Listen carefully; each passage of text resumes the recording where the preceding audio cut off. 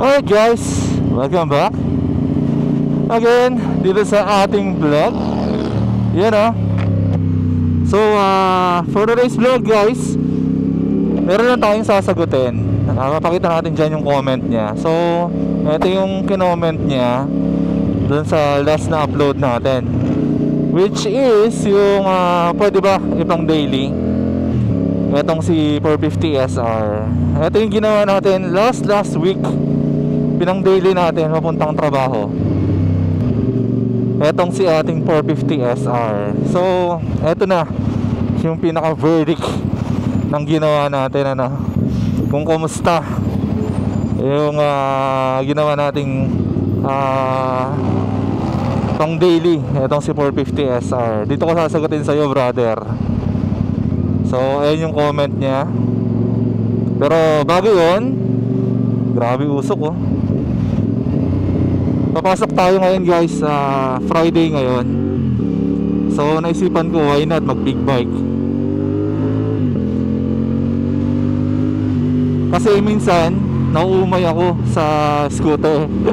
Araw-araw naka scooter.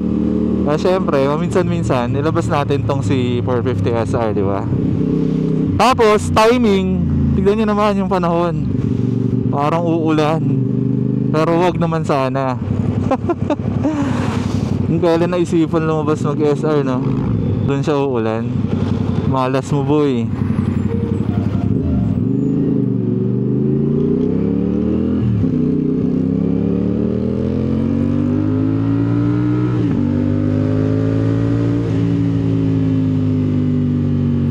Alright. So syempre, bago tayo mag-start dito sa topic na to, sasagutin natin to. Sabihin ko kung ano yung mga pros and cons ng motor na to, na pag pinang daily mo. Pero bago yun, syempre dadaan tayo ng expressway. Bibigyan ko muna kayo ng isang malupit na pure sound. So namiss ko to, yung pure sound.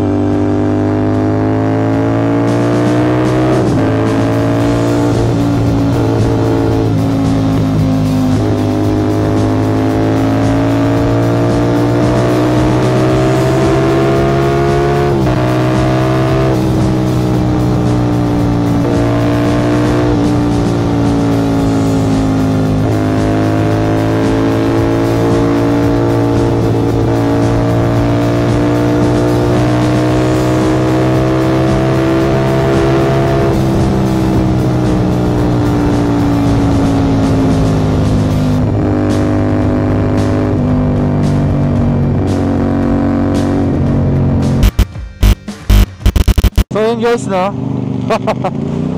Woo! Sarap, no? Sarap sa expressway, grabe. Diyan ko lang nailalabas yung kate. Pagka gusto ko ng mabilis, ang sarap sa expressway. So ayun na, balik na tayo sa topic natin. Kung okay daw ba yung pang city driving or pang daily itong si 450 SR. So yun na nga, trinay natin to last week. Tama nga sila. Pag naka sport bike ka, cheese foggy ka talaga. Well, hindi naman siya masakit sa likod. Hindi siya masakit sa likod ko eh. Ang medyo kino-complain ko lang yung sa kamay ko dito. Dahil siguro naka ano na tayo guys, naka clip-ons. Yung dito ko guys, pagka yung sobrang tagal na, parang sumasakit. Pero likod ko okay.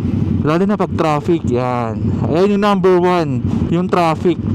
Pagka sa traffic, halimbawa talagang kailangan mong sumiksik, so sa traffic, luging-lugi ka. Sobrang lugi nitong sport bike.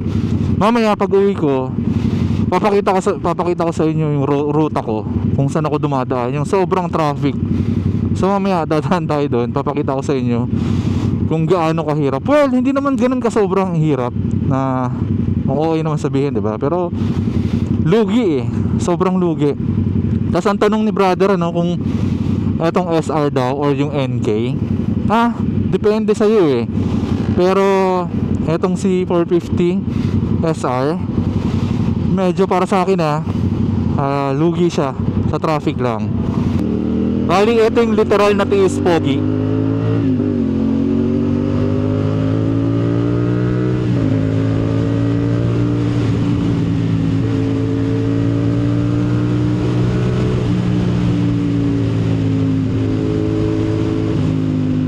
And number 2, yung gas natin, gas consumption. Yes, idol, sobrang lakas na ito sa gasolina.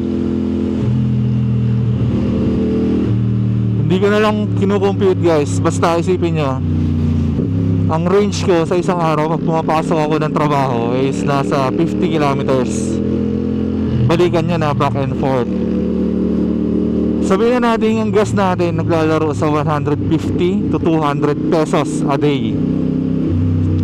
So yan yung gasolina ko a day. Sasabihin nyo na naman, hindi boss, mas maganda yung yung full tank mo tapos bilangin mo. Sis, wala akong time para sa ganun, men. Basta ako nagko-compute yung base sa yung dito, punyetang yan. Tapos sasabihin ko na lang kung magkano ginagastos ko, di ba? So yun, nasa 150 to 200 a day. So sabihin na natin pag gas ka ng 300, so 2 days mo na yon balikan. Tapos yung riding mo, medyo iwasan mo yung magbomba-bomba. Well, okay lang naman. Napansin ko rin kasi kahit na chill ride lang ako, chill ride and yung medyo waswas, halos same lang din naman yung consumption.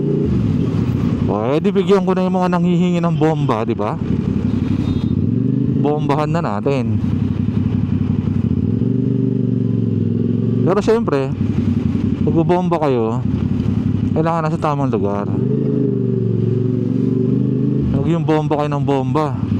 Sa school kayo, bomba kayo ng bomba, di ba? Lagay nyo sa tamang lugar ang pagpapabomba nyo. Sheesh, traffic Bakit kaya ganun Friday, sobrang traffic Friday. Pag dumadaan ako dito, usually pag nung Monday to Thursday, hindi naman ganito. Same time, pero hindi ganito.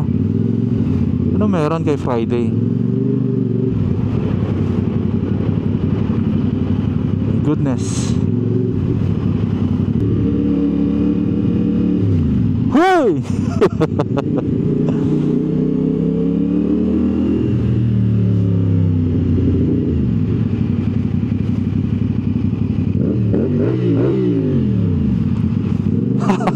Di ba? Sabi sa inyo kada dadaan ako dyan naka big bike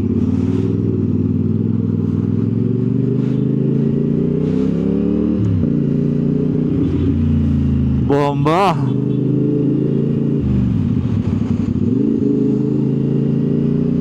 Paano hindi maubos gasolina mo? Paano yung bomba mo?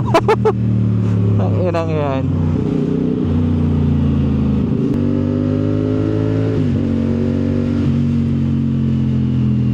Sheesh. Alright guys, so pauwi na tayo. Tapos na natin yung ating trabaho or shift. So eto na yung medyo mahirap na part, pauwi sa sinasabi ko, no, na naka sport bike ka. So mamaya makikita nyo, papakita ko kung gaano ka traffic, lalo na Friday ngayon.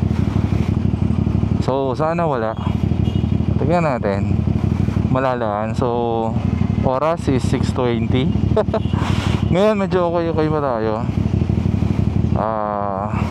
Hindi pa ganun kasakit yung ating likod. Gumalaw yung side mirror ko So yun.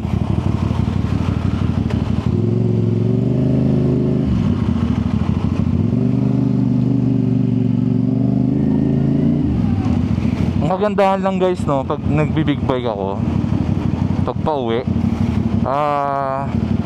mabilis ako nakakauwi. Wala pang 1 hour, nasa bahay na ako. Pero pag naka-scooter ako, 1 hour and 30 minutes, ganun yung time ng biyahe ko. So malaking bagay yung oras na ganun na nakakauwi ka. So tulad yan, medyo hirap tayo sumingit, no? Kung naka-scooter tayo, nandun tayo sa sulok, o kaya dito, pwede. Kasi dito guys sa big bike, ayan o, yung turning radius ko, ayan lang. Ayan yung turning radius ko. Diba, mahirap. Compare, pag naka-NK ka na 450, mas madali i-maneuver. So, mas maganda talaga pagka nagtatrabaho ka, tapos gusto mo ng service na nakakapag-express ka, much better NK kunin mo.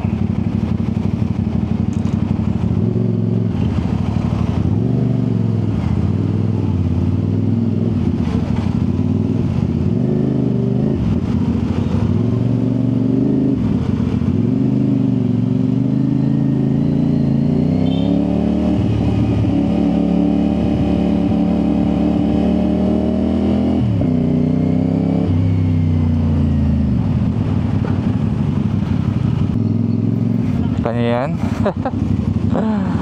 Liligo pa lang tayo ng Ayala Ave. So tulad nito guys, di ba?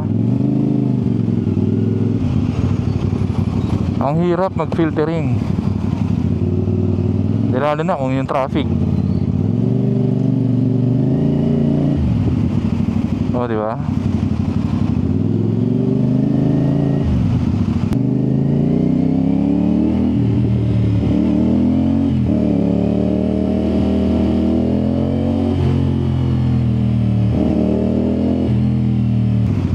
Ayan, ganyan traffic. Woo! Grabe. Di lalo na pagka medyo talagang mainit na yung motor ko. Ramdam ko na yung init.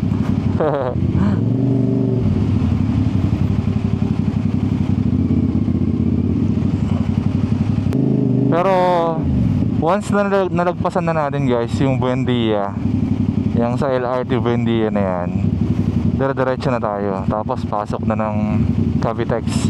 All goods na from there. Kumbaga relax na. Yung Buendia lang talaga na yan. Diyos ko po.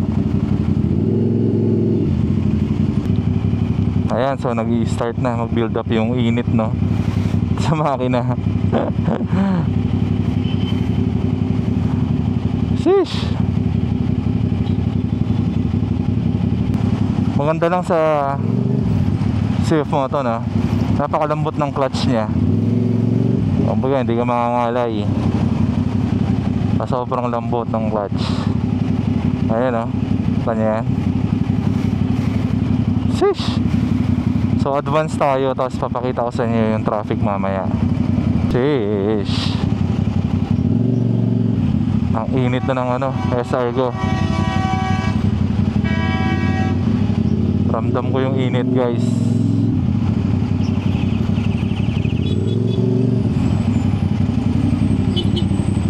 Ayun, nakita mo yung bus na yan na nag-U-turn.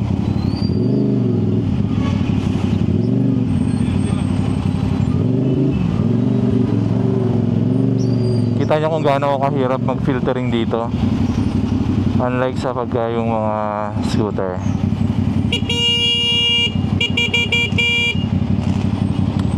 Okay na, ayun na. Kita nyo yan.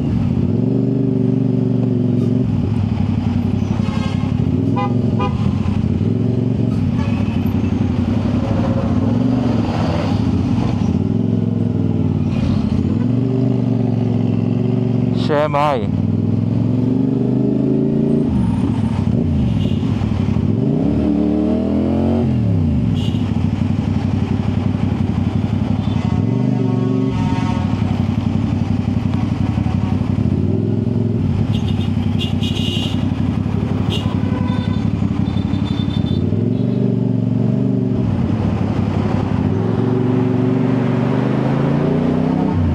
Well, hanggang doon lang naman yun, pero masama pa rin.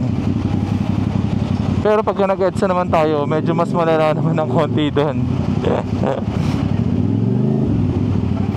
Dito medyo sakto lang. Woo!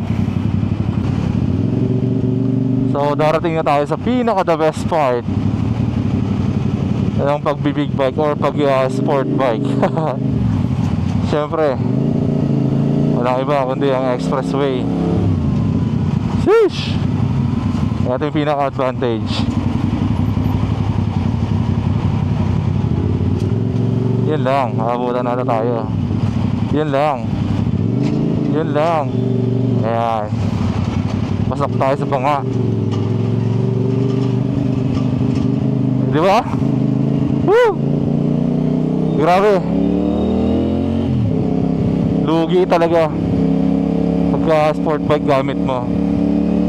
So idol, ako sa'yo,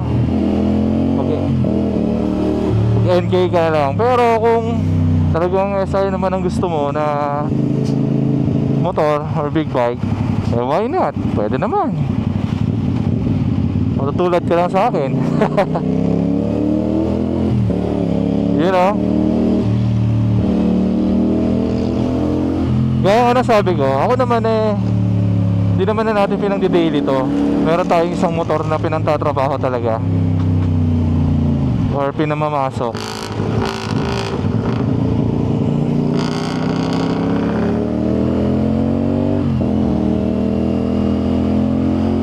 Bibilisan natin ng konti kasi medyo mainit na yung makina natin para lang lumamig. Ito yung guys, yun na i-appreciate ko putang ina. At anong pagod mo, pero putang ina, sayang saya ka magmotor kahit na pagod ka sa traffic. Pero pag napadaan ka na ng expressway, doon ramdam mo na sarap pa magmotor. Ang inang yan. Yun 27 na lang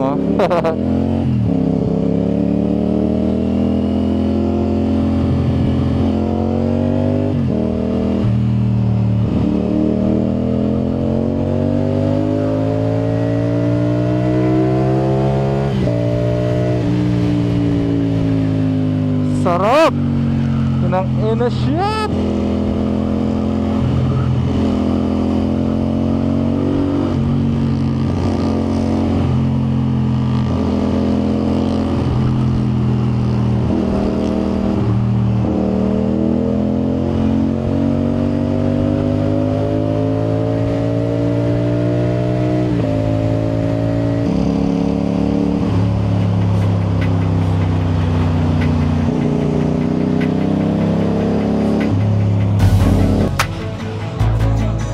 Ha? Ang init na.